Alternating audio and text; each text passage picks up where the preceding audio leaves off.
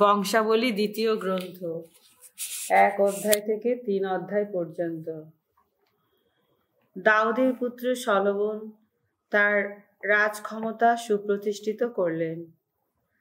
তার ঈশ্বর স্বয়ং ভগবান তো তার সঙ্গে সঙ্গেই ছিলেন। ভগবান তাকে অপার মহত্বে ভূষিত করেছিলেন। সলোমন একদিন ডেকে পাঠালেন ইসরায়েলের সবাইকে, সমস্ত সহস্রপতিকে, শতপতিকে ও বিচারককে এবং সমগ্র ইসরায়েলের যত নেতৃজনকে, অর্থাৎ প্রতিটি পিতৃকুলের প্রধানকে। তারপর নিজের কাছে সমবেত ওই সমস্ত ব্যক্তিকে সঙ্গে নিয়ে সলোমন গিবিয়নের উচ্চ পূজন স্থানে গেলেন।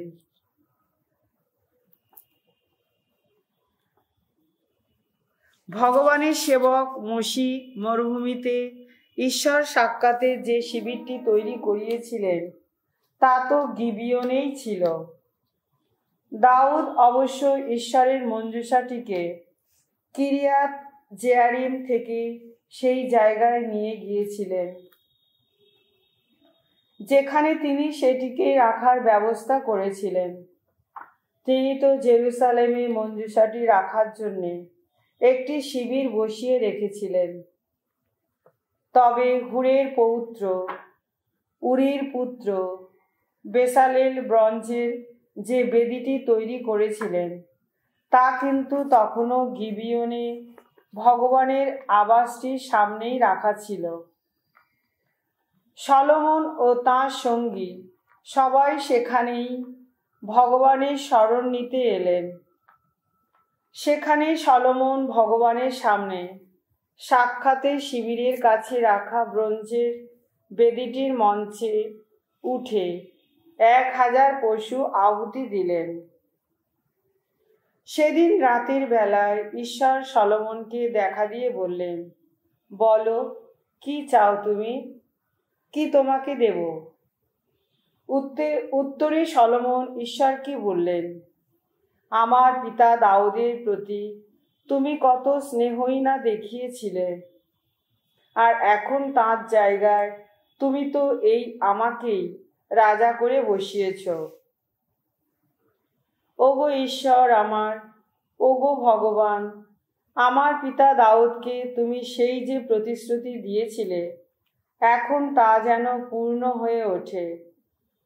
কেননা তুমি তো আমাকে এই পৃথিবীর ধূলিকণার মতো অগণিত জনগণের রাজা করে তুলেছ। তাই এখন আমাকে সৎ জ্ঞান ও সৎ বুদ্ধি দাও, যাতে আমি এই জাতিকে নেতৃত্ব দিতে পারি। তা না হলে তোমার এই বিপুল জাতিকে শাসন করতে পারে এমন সাধ্য কারই বা আছে? ঈশ্বর তখন সলোমনকে বললেন, এমনই যখন হয়েছে তোমার মনের ইচ্ছা, তুমি যখন ধন সম্পদ, বিষয় সম্পত্তি বা যশ খ্যাতি চাওনি, কিংবা শত্রুদের প্রাণও চাওনি, নিজের জন্য তুমি যখন দীর্ঘ জীবন ও চাওনি, বরং চেয়েছ এমনই সদ্জ্ঞান ও সদ্বুদ্ধি, যাতে আমি তোমাকে আমার এই যে জাতির মানুষদের ওপর রাজা করে বসিয়েছি, তুমি যেন তাদের সুশাসক হতে পারো। বেশ, তোমাকে তখন সেই সৎ জ্ঞান ও সৎ বুদ্ধি দেওয়াই হলো। তাছাড়াও আমি তোমাকে এমন ধন সম্পদ, বিষয় সম্পত্তি ও যশ খ্যাতিও দিচ্ছি, এ পর্যন্ত কোনো রাজা তেমনটি পাননি কখনো, পাবেও না কখনো। গিবিয়নের উচ্চ পূজন স্থানটি অর্থাৎ সাক্ষাতের শিবিরের সামনেকার সেই স্থানটি ছেড়ে সলোমন এবার জেরুসালেমে ফিরে গেলেন। ইসরায়েলের ওপর রাজত্ব করতে লাগলেন। সলোমন এক রথ বাহিনী ও অশ্ববাহিনী গড়ে তুললেন। তার 1400 রথ ছিল 12,000 অশ্বারোহী সৈন্য ছিল। এদের তিনি রথ রাখার নগরগুলিতে ও জেরুসালেমে নিজের কাছেই থাকার ব্যবস্থা করে দিলেন। রাজা এমনই অবস্থা সৃষ্টি করলেন যার ফলে জেরুসালেমে রূপো আর সোনা পাথরেরই মতো সহজলভ্য জিনিস হয়ে উঠল, এবং এরস কাঠ পশ্চিমে নিম্নতর অঞ্চলের ডুমুর গাছের কাঠের মতোই সহজলভ্য হয়ে উঠল। সলোমনের ঘোড়াগুলি আনা হতো মিশর থেকে আর কুভে থেকে। রাজার পাঠানো বণিকেরা কুভে থেকে নির্দিষ্ট মূল্য দিয়েই সেগুলি কিনে আনত। তারা মিশর থেকে আমদানি করে যে রথগুলি নিয়ে আসত সেগুলির প্রত্যেকটির দাম পড়ত 600 শেকেল রূপো, আর প্রত্যেকটি ঘোড়ার দাম পড়ত 150 শেকেল রূপো। হিত্তীয়দের রাজারা এবং আরাম দেশের রাজারাও তেমনি ওই বণিকদের মাধ্যমে ঘোড়া আমদানি করতেন। সলোমন এবার স্থির করে ফেললেন যে ভগবানের সম্মানে একটি মন্দির ও নিজের জন্যে একটি রাজপ্রাসাদ গেঁথে তোলা হবে। সলোমন ভারবাহী শ্রমিক হিসাবে 70,000 লোককে আর পার্বত্য অঞ্চলে পাথর কাটার লোক হিসাবে 80,000 লোককে নিযুক্ত করলেন। তাদের উপর তিনি 3,600 সর্দারকে বসিয়ে দিলেন।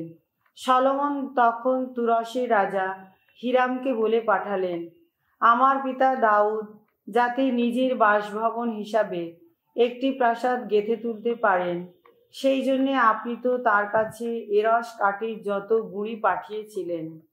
এখন শুনুন, আমার ঈশ্বর ভগবানের সম্মানে একটি মন্দির গেঁথে তুলতে চাই। তা আমি তার কাছে নিবেদন করব, যাতে সেখানে তাঁর সামনে সুগন্ধি ধুনো জ্বালিয়ে আহুতি দেওয়া যেতে পারে। নিয়মিত নৈবেদ্যে রুটি সাজিয়ে রাখা চলে, এবং প্রতিটি বিশ্রাম বারে ও অমাবস্যায় এবং আমাদের ঈশ্বর ভগবানের নিয়মিত পালা পার্বণে সকালে সন্ধ্যায় পূর্ণাহুতি দেওয়া যেতে পারে। এ তো ইসরায়েলের নিত্য পালনীয় কর্তব্য। আমি সেই যে মন্দির গেঁথে তুলতে চাই তা তো বেশ বড় হওয়া চাই, কেননা সকল দেবতার ঊর্ধ্বে আমাদের ঈশ্বরের আসন। আসলে স্বর্গলোক, ঊর্ধ্বতম স্বর্গলোকও তাকে ধারণ করতে পারে না তখন তার জন্য একটি মন্দির গেঁথে তোলার সাধ্য কারই বা আছে? তাছাড়া এই আমি বা এমন কে যে তার জন্য একটি মন্দির গেঁথে তুলব? এই ব্যাপারে আমার একমাত্র উদ্দেশ্য তার সামনে ধূনাহুতি দেওয়ার মতো একটি স্থানের ব্যবস্থা করা। তাই তো এখন আপনি বরং আমার কাছে কর্মদক্ষ এমনই একজন কারিগরকে পাঠিয়ে দিন, যে কারিগর সোনা, রূপো, ব্রোঞ্জ ও লোহার কাজ আর লালচে বেগুনি, উজ্জ্বল লাল ও নীলচে বেগুনি রঙের সুতো দিয়ে বোনার কাজ করতে পারে এবং খোদাইয়ের কাজেও যার অভিজ্ঞতা আছে। আমার এখানে জুদা এলাকায় ও জেরুসালেমে আমার পিতা দাউদ আগে থেকে যে কারিগরদের এনে রেখেছেন, আপনার সেই কারিগর তাদের সঙ্গেই কাজ করবে।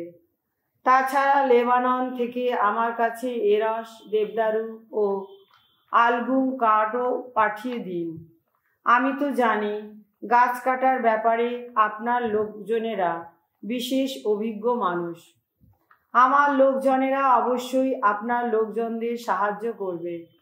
আমার জন্যে প্রচুর কাঠের ব্যবস্থা করতে হবে, কেননা আমি ওই যে মন্দির গেঁথে তুলতে চাই তা হবে অপূর্ব বিশাল এক মন্দির।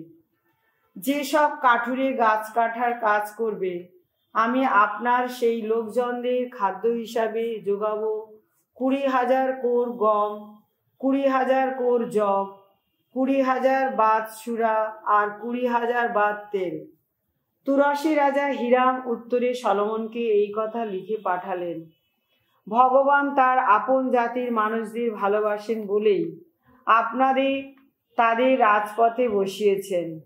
হিরাম আরও বললেন, ধন্য ধন্য ভগবান, ইসরায়েলের ঈশ্বর যিনি, আকাশ ও পৃথিবীর সৃষ্টি করেছেন যিনি, তারই আশীর্বাদে রাজা দাউদ এমন জ্ঞানী, বিবেচক ও বুদ্ধিমান পুত্রেরই পিতা হয়েছেন, যিনি এখন ভগবানের জন্য একটি মন্দির আর নিজের জন্য একটি রাজপ্রাসাদ গেঁথে তুলবেন। আমি এবার কর্মদক্ষ বুদ্ধিমান একজনকে আপনার কাছে পাঠাচ্ছি। তার নাম হিরাম আবি। সে দান গোষ্ঠীর এক নারীর পুত্র, কিন্তু তার পিতা এই তুরস্কের মানুষ। সে সোনা, রূপো, ব্রোঞ্জ, লোহা, পাথর ও কাঠের কাজে, লালচে বেগুনি, নীলচে বেগুনি ও উজ্জ্বল লাল রঙের সুতো দিয়ে বোনার কাজে, আর চিক্কন খোমের সুতো দিয়ে বোনার কাজে এবং খোদাইয়ের সব রকম কাজে অভিজ্ঞ মানুষ। তাছাড়া তাকে যে কোনো শিল্পকর্মে নকশা দেওয়া হোক না কেন, সে আপনার নিজের কারিগরদের সাহায্যে, এবং যিনি ছিলেন আমার প্রভু, সেই আপনার পিতা দাউদের কারিগরদের সাহায্যে ওই নকশা ঠিকমতো রূপায়িত করতে পারবে। ইতিমধ্যে প্রভু আপনি যে গম, যব, তেল আর সুরা পাঠাবেন বলে প্রতিশ্রুতি দিয়েছেন, আপনি বরং তা আপনার এই সেবকদের কাছে পাঠিয়ে দিন। এদিকে আমরা আপনার সব প্রয়োজন মতো লেবাননের গাছ কাটার কাজ অবশ্যই করব। গুঁড়িগুলো একসঙ্গে বেঁধে ভেলা তৈরি করে আমরা সেগুলি সমুদ্রপথে ভাসিয়ে নিয়ে যাব আপনার ওখানে জাফায়, আর আপনি তখন গুঁড়িগুলো জেরুসালেমে নিয়ে যাওয়ার ব্যবস্থা করতে পারবেন। যে সমস্ত বিদেশী তখন ইসরায়েল দেশে প্রবাসী ছিল, সলোমন এবার তাদের সংখ্যা গণনা করার ব্যবস্থা করলেন। তার পিতা দাউদ ও আগে তাদের সংখ্যা গণনা করিয়েছিলেন। দেখা গেল 1,53,600 লোক রয়েছে। তাদের মধ্যে 70,000 লোককে তিনি ভারবাহী শ্রমিক হিসাবে নিযুক্ত করলেন, আর পার্বত্য অঞ্চলে পাথর কাটার লোক হিসাবে তিনি নিযুক্ত করলেন 80,000 লোককে। তাছাড়া 3,600 জন সর্দারের হাতে তিনি দিলেন ওদের কাজ চালানোর ভার। জেরুসালেমে মরিয়া পাহাড়ে ভগবান যেখানে সলোমনের পিতা দাউদকে দেখা দিয়েছিলেন, দাউদ আগে থেকে জেবুসীয় অর্নানের খামারে সেই যে জায়গাটি ঠিক করে রেখেছিলেন, সলোমন সেইখানে ভগবানের মন্দির গেঁথে তোলার কাজ শুরু করলেন। তিনি তাঁর রাজত্বকালে 4th বছরের 2য় মাসের 2য় দিনেই এই গেঁথে তোলার কাজ শুরু করলেন। সলোমন ঈশ্বরের মন্দির নির্মিতির এই পরিমাপ নির্ধারণ করে রেখেছিলেন। হাতের পুরানো মাপ অনুসারে দৈর্ঘ্য 60 হাত আর প্রস্থ 20 হাত। সামনে যে প্রবেশ গৃহটি ছিল, মন্দিরের প্রস্থের দিক থেকে তা 20 হাত লম্বা ছিল, তা 120 হাত উঁচু ছিল। সলোমন তার ভিতরটা নিখাত সোনার পাতেই মুড়ে দেওয়ার ব্যবস্থা করলেন। তার নির্দেশ মতো বৃহৎ গৃহটির ভিতরের দেওয়ালগুলির গায়ে দেবদারু কাঠের আবরণ দেওয়া হলো, আর এই আবরণ খাঁটি সোনার পাতে মুড়ে দেওয়া হলো। তার উপরে খোদাই করা হলো যত খেজুর গাছের ও শিকলের কারু নকশা। গৃহের ভিতরে নানা স্থানে দুর্লভ রত্ন বসিয়ে গৃহটিকে সাজিয়ে রাখা হলো। পারবাহিম এলাকার সোনাই এই কাজে ব্যবহার করা হলো। যত কড়িকাঠ, বিভিন্ন দরজার গোবরাট, সমস্ত দেওয়াল ও দরজা, গৃহটির সব কিছুই সোনার পাতায় মুড়ে দেওয়া হলো। দেয়ালগুলির গায়ে যত খেরুবের কারুনকশা খোদাই করা হলো। সলোমন পরম পুণ্য স্থানটির নির্মাণের কাজও করালেন। মন্দিরের প্রস্থের দিক থেকে তা 20 হাত লম্বা ছিল, প্রস্থ 20 হাত ছিল। ভিতরটা খাঁটি সোনার পাতে মুড়ে দেওয়া হলো। এই কাজে 600 ট্যালেন্ট সোনা লাগলো। পেরেকগুলির ওজন দাঁড়িয়েছিল 50 শেকেল সোনা। ওপর তলার প্রকোষ্ঠগুলির ভিতরটাও সোনার পাতে মুড়ে দেওয়া হলো। পরম পুণ্য স্থানটিতে খোদাই করা কাঠের 2টি খেরুব মূর্তি তৈরি করা হলো। মূর্তি দুটিকে সোনার পাতে মুড়ে দেওয়া হলো। খেরুব দুটি মেলে দেওয়া ডানাগুলির মোট বিস্তার ছিল 20 হাত। একটু খেরুবের একদিকে ডানা 5 হাত লম্বা ছিল, তার এক পাশে দেয়াল ছুঁয়ে ছিল। অন্যদিকে ডানাটিও 5 হাত লম্বা ছিল, তা অন্য খেরুবের ডানা ছুঁয়ে ছিল। অন্য খেরুবের একদিকে ডানা তেমনি 5 হাত লম্বা ছিল, তা অন্য পাশে দেওয়াল ছুঁয়ে ছিল। অন্যদিকে ডানাটিও 5 হাত লম্বা ছিল, তা প্রথম খেরুবের ডানা ছুঁয়ে ছিল। তাই খেরুব দুটি মেলে দেওয়া ডানা চারটির মোট বিস্তার 20 হাত ছিল।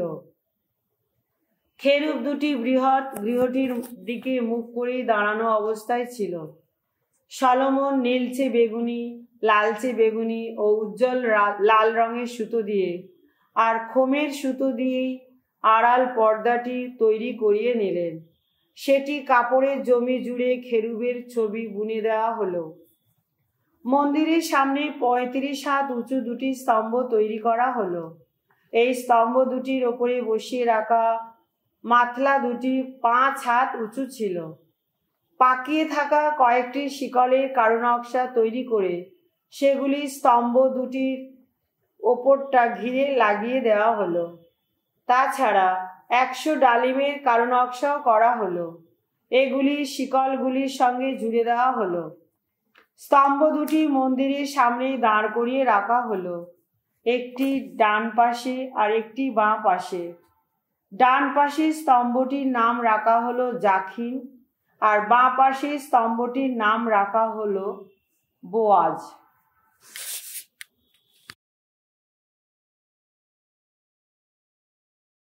প্রবচন গ্রন্থ থেকে পাঠ, 17 অধ্যায় 1 থেকে 15 পদ। কলহ বিবাদে ভরা কোনো গৃহে মহাভোজে বসবার চেয়ে মনের শান্তিতে এক টুকরো শুকনো রুটি মুখে দিতে পারাই তো ভালো। মালিকের পুত্র হয়ে যদি আরোগ্য হয়, বুদ্ধিমান ভৃত্য তার ওপর কর্তৃত্ব করবে একদিন। ওই পুত্রের অন্য ভাইদের মতো সেও সম্পত্তি অংশীদার হবে। রূপ যাচাই করা হয় শোধন পাত্রে, সোনা চুল্লির আগুনে, কিন্তু ভগবানই মানুষের অন্তর যাচাই করেন। অপকর্ম দুর্নীতির কথা মন দিয়ে শোনে, মিথ্যাবাদী কুৎসাকারীর কথা কান পেতে শোনে। দিন দুঃখী মানুষকে যে বিদ্রুপ করে, সে তার ভ্রষ্টাকে অপমান করে। পরে দুঃখ বিপদ দেখে যে খুশি হয়, সে শাস্তির হাত থেকে রেহাই পাবে না। নাতি নাতনির বৃদ্ধদের মুকুটের মতো পিতামাতাকে নিয়ে সন্তানরা গর্ববোধ করে। স্থূল স্বভাব মানুষের মুখে মহৎ ভাবনার কথা শোভা পায় না। গণ্যমান্য কারোর মুখে মিথ্যা কথা আরো কত কমই না মানায়। উৎকোচ দাতার চোখে কোনো উৎকোচ যেন পরমন্ত মণির মতোই। সে যে কাজেই হাত দেয় সফলতা পায়। পরে অন্যায় যে ক্ষমার চোখে দেখে, সদ্ভাবের পথ যে সুগম করে তোলে, সেই অন্যায়ের কথা যে বারবার মনে করিয়ে দেয়, সে বন্ধুর সঙ্গে বিচ্ছেদ ঘটায়। নির্বোধ মানুষকে 100 কষাঘাত করলে যত কাজ হয়, যার বোধ বুদ্ধি আছে তাকে একবার ধিক্কার দিলে তার চেয়েও বেশি কাজ হয়। দুর্জন বিদ্রোহ ঘোষণা চিরতৎপর, তার বিরুদ্ধে নির্মম কোনো দূতকেই পাঠিয়ে দেয়া হবে। নির্বুদ্ধিতার আচ্ছন্ন কোনো নির্বোধের সঙ্গে দেখা হচ্ছে, শাবকহারা কোনো মাদি ভাল্লুকের সঙ্গে দেখা হয় বরং ভালো। যে অপরের প্রতিদানে অপকার করে, অমঙ্গল তার ঘর ছেড়ে যাবে না কখনো। কলহ বাঁধানো, সে তার বাঁধ ভেঙে ফেলারই সামিল। বিবাদ তীব্রতা হওয়ার আগে ক্লান্ত হয়ে যাও। দোষীকে নির্দোষ বলা এবং ধার্মিককে দোষী বলা দুই ভগবানের চোখে সমান হেয় কাজ। রোমিওদের কাছে সাধু পলের ধর্মপত্র 5 অধ্যায়। তাহলে দেখা যাচ্ছে বিশ্বাসের গুণে আমরা অন্তরে ধার্মিকতা ফিরে পেয়েছি বলে পরমেশ্বর ও আমাদের মধ্যে এখন শান্তি এসেছে, আর তা সম্ভব হয়েছে আমাদের প্রভু যীশু খ্রিস্টেরই জন্য। খ্রিস্টের জন্যই তো বিশ্বাসের পথ দিয়ে আমাদের পক্ষে সেই ঐশ্ব অনুগ্রহের জগতে আসা সম্ভব হয়েছে, যেখানে এখন আমরা স্থির হয়ে দাঁড়িয়ে আছি। তারই জন্যেই আমরা এখন এই আশা নিয়ে গর্বও করে থাকি যে আমরা একদিন পরমেশ্বরের আপন মহিমার অংশীদার হব। শুধু তাই নয়, আমরা তো আমাদের দুঃখ দুর্ভোগ নিয়েও গর্ব করে থাকি, কেননা আমরা জানি যে দুঃখ দুর্ভোগ থেকে জাগে নিষ্ঠা, আর নিষ্ঠা থেকে চারিত্রিক যোগ্যতা, আর চারিত্রিক যোগ্যতা থেকে অন্তরে জেগে ওঠে আশা। আর এই আশা তো কখনো ছলনা করে না, কেননা স্বয়ং পবিত্র আত্মা যিনি, আমাদের কাছে ঐশ্য দান যিনি, তিনি যে আমাদের হৃদয় পরমেশ্বরের ভালোবাসায় পরিপ্লুত করেছেন। আমরা তখনও দুর্বল শক্তিহীন ছিলাম, সেই তখনই তো খ্রিস্টের নির্ধারিত সময় আমাদের মতো ভক্তিহীন মানুষের জন্য প্রাণ দিয়েছিলেন।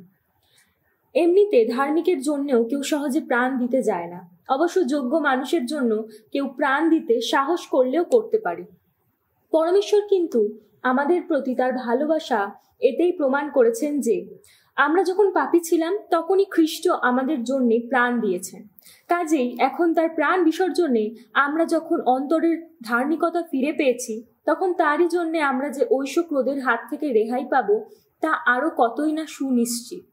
কেননা আমরা যখন পরমেশ্বরের শত্রু ছিলাম তখনই তো তার পুত্রের মৃত্যুবরণের মধ্য দিয়ে আমরা তার সঙ্গে পুনর্মিলিত হয়েছি।